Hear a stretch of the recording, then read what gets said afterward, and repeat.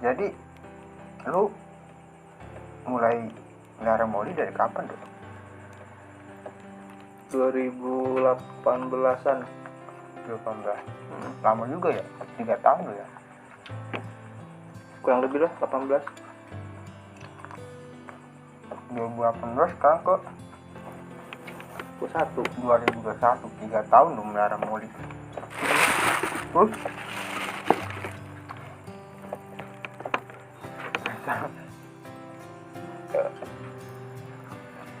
lalu asal muasalnya ide memulai melihara moli itu dari mana dulu? Kan awalnya iseng. Jadi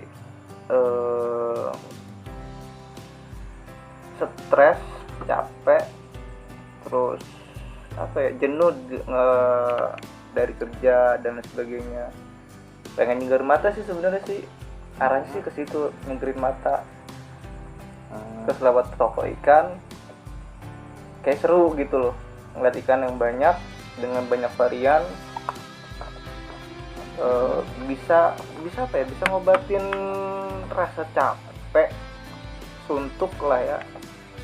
Terus dari situ awalnya, terus nyoba beli pasang, 2 pasang. Kalau dibilang gagal, nggak semulus yang kita bayangin sih sebenarnya mah. Iya sih, pasti semua gagal awalnya. Iya, jadi kayak belum tahu caranya ngatur suhu dan lain sebagainya gitu kan. Dan gue waktu itu nggak terlalu gimana sih mau manjain. Jadi awalnya gini, konsepnya itu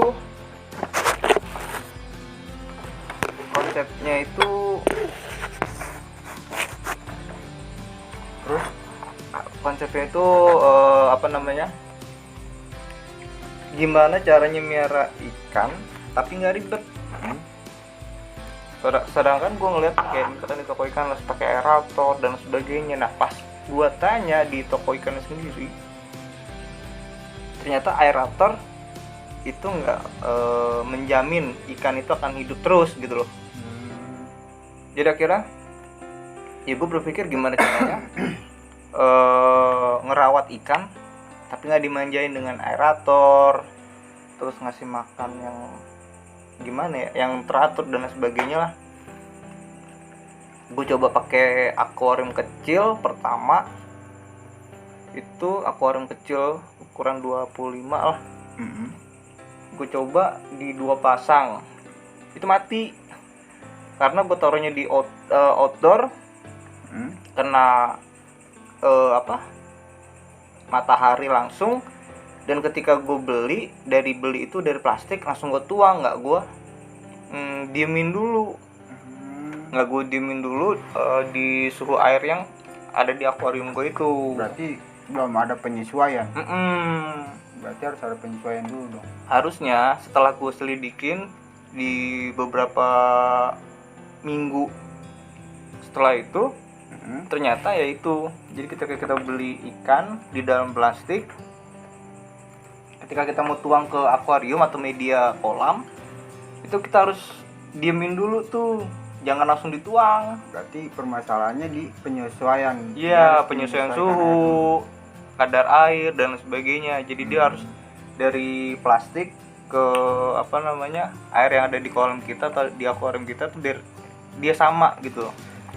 Sekitar setengah jam atau 15 menit sampai setengah jam itu ya baru kita buka plastiknya, kita tuang.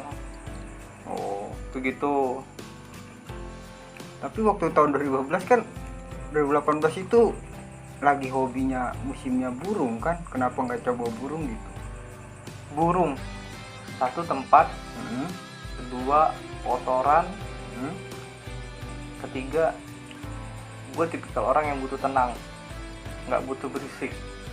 Berarti dengan melihat ikan lebih tenang daripada burung.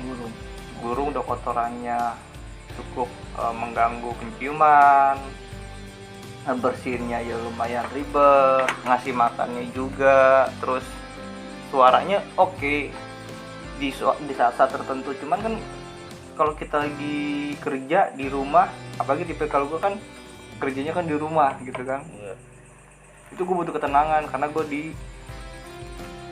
freelancer gitu. Jadi gue harus butuh ketenangan. Kalau bisa berisik kayak gitu mungkin bisa gue goreng. Jahat juga ini. Digoreng dong kan burung jadi. Terus kegiatan mulai dari ikan itu memahami tentang perkembangbiakannya gimana? Sebenarnya sih awal-awalnya setelah dari kegagalan itu gue coba di 2 pasang lagi, tapi dengan 2 pasang itu gue coba 3 betina sama 2 pejantan. Tapi yang betinanya sudah siap beranak nih. Habis itu jarak seminggu atau 2 minggu, kurang lebih 2 minggu itu gue coba diemin, mati enggak, dan dia beranak. Gue coba karena gue bingung kan, gue nggak tahu treatmentnya harus kayak gimana. Akhirnya gue pindahin pakai Tupperware. Gue taruhlah tuh anakannya tuh di Tupperware. Setelah gue taruh di Tupperware, ya akhirnya terus berkembang karena juga belajar dari YouTube dan lain sebagainya.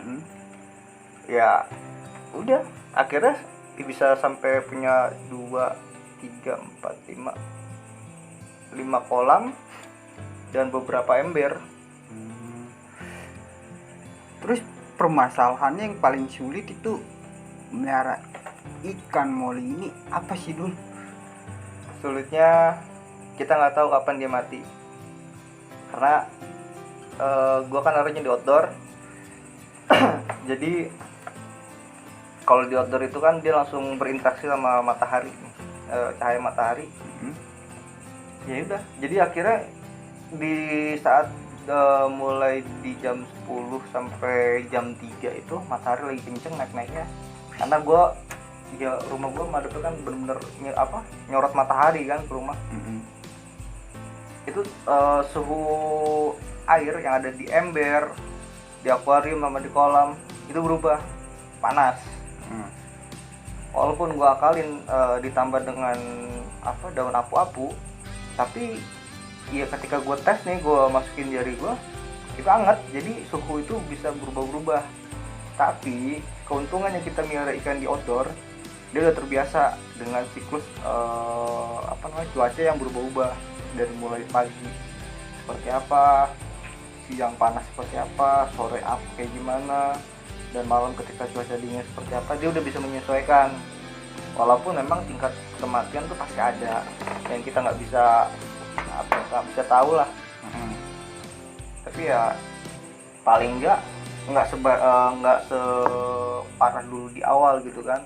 Sekarang sih kayak misalkan kayak dari air, pola jaga air, terus dari kasih makan. Yang tadinya gue awal punya 2 ember ikan, itu gue nafsu tuh ngasih makan yang benar-benar banyak sampai ibaratnya ya nggak habis, mubazir gitu kan. Nah, terus akhirnya kotor dan ternyata itu jadi penyakit gitu buat ikan sendiri gitu kan. Jamur gitu ya. Jadi amoniak gitu deh. Nah akhirnya gue coba kurangin porsinya, gue coba hitung dari jumlah ikan. Contoh misalkan di dalam satu wadah gue itu ember atau kolam itu isinya misalkan 20, ya udah gue kasih pelet kurang lebih 30 atau 25. Gue hitung tuh, atau sekira-kiranya kita cukup udah. Atau kalau misalkan habis kita bisa ngasih berkala, jangan sampai dia mengendap, karena kan bahaya juga buat ikannya sendiri gitu. Jadi parasit gitu ya. Ya sampai saat ini sih ya alhamdulillahnya tuh udah bisa ngembangin Ikan gapi juga ya. ikan gapi kayak dari jenis AFP, albino full platinum, terus HB blue, terus red tiger, terus black Moscow, black mosaic, HB white, HB pastel, terus AFR, albino full red. Dan ya alhamdulillah sih ya aman sih, walaupun ya tingkat kematian itu yang kita nggak bisa hindarin gitu kan. Pasti Sama aja kayak manusia lah. Malah keluar jenis-jenis baru, yaitu yang dinamain cendolan. Orang kadang mengartikan cendolan itu apa ya, ikan yang gagal, keluar dari gen, murah, dan sebagainya. Sebenarnya kalau kita perhatiin ikan yang dibilang cendolan itu dengan warna baru, kalau warnanya bagus, dia akan jadi menarik gitu. Karena gue ngalamin dari gue nyampurin HB blue sama apa gitu kemarin, itu jadi lace warnanya, jadi dia titik-titik kecil halus gitu, jadi warna lace gitu. Jadi ya jadi jenis yang baru ya.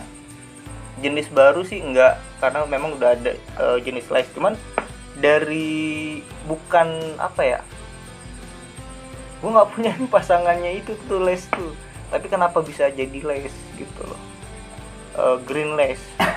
Jadi dari situ lu dapet ilmu baru dong. Iya, bisa dibilang begitu. Terus dengan tanpa tidak sengaja.